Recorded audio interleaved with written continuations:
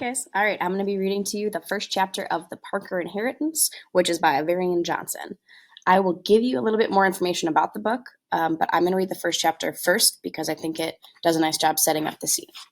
So this is The Parker Inheritance. Chapter 1, Abigail Caldwell. October 17th, 2007. Abigail Caldwell stared at the letter. The letter stared back. The paper was bright, crisp, smooth, like the pages of a new book that had yet to be cracked open. The letter, with its small, black, single-spaced words and sharp edges, spoke of a great injustice. It was written by a man who did not exist, and it promised an incredible fortune to the city of Lambert, South Carolina, if its puzzle could be solved. Abigail refolded the letter, then placed it in her purse. Dusk was beginning to set, and apart from the handful of teens playing basketball, Vickers Park was empty. She sat on a bench outside of the Enoch Washington Memorial Tennis Courts. A small crew had already removed the rusted fence surrounding the courts and was now carrying over jackhammers. A large yellow backhoe loomed in the distance. "Miss Caldwell, you sure you want us to start tonight?" the chief of maintenance asked, handing her some earmuffs. "We're going to have to pay overtime, and the noise alone will—" "I know," she said. "I'll deal with any fallout tomorrow."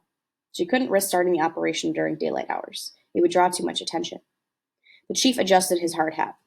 "Which court do you want us to start with?" he asked. "That one," she said, pointing to the one on the left. It sat directly across from her park bench, from what she hoped was the final clue. "And it would be mighty helpful if I knew what we were looking for," he said. "I agree, Odell." She rose from the bench. "Maybe a chest? A crate?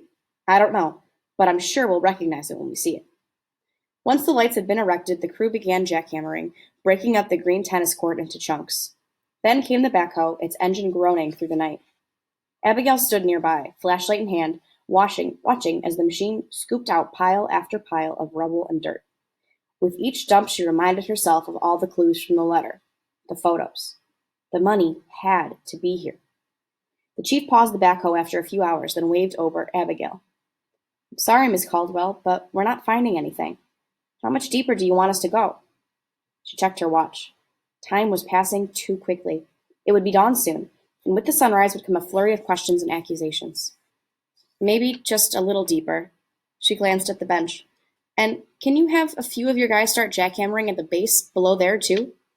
He followed her eyes to where she was looking. "But don't tear up the bench. It's important." He frowned. "But, Miss Caldwell, the work order said we're only supposed to—" "Don't worry about that," she snapped. "I signed the order, and I'll handle any problems with the paperwork." Then she sighed. "Sorry, it's just a lot's writing on this." As he went to give new instructions to his crew, she peered into the deep, dark hole.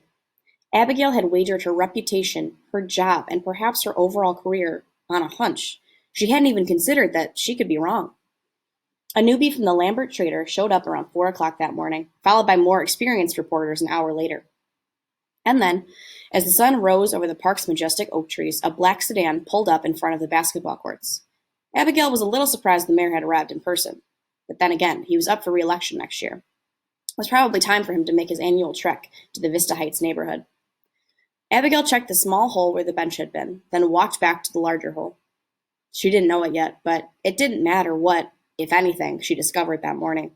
The mayor had already suspended her. She would be forced to resign by the end of the day. The letter would remain a mystery, its secrets hidden, for 10 more years, until someone came along who was brave enough, or perhaps foolish enough, to take up the challenge again. That someone was Abigail's granddaughter. Her name was Candace Miller. And that's chapter 1. So as you can see, chapter 1 is kind of a flashback into Abigail, who is Candace's grandmother, who tears up these tennis courts in the middle of the night searching for this mystery that she thinks to be there. She thinks the treasure that she's seeking is there. And obviously it's not in that case. And so Candace, when she moves to Lambert 10 years later, finds this letter of her grandmother's and decides that she's going to prove that her grandmother didn't tear out those tennis courts for nothing, and that there's something that needs to be found. There is a treasure to be had. So this book is really nice that it's a mystery. It's also really nice, as you can tell, that all the sections that are in darker looking, they're on black pages. Those are flashbacks. So to 2007, like the beginning was, or to further back in history to learn more about her grandmother and about the past of their town. So if you are looking for a mystery, I would really recommend The Parker Inheritance by Varian Johnson.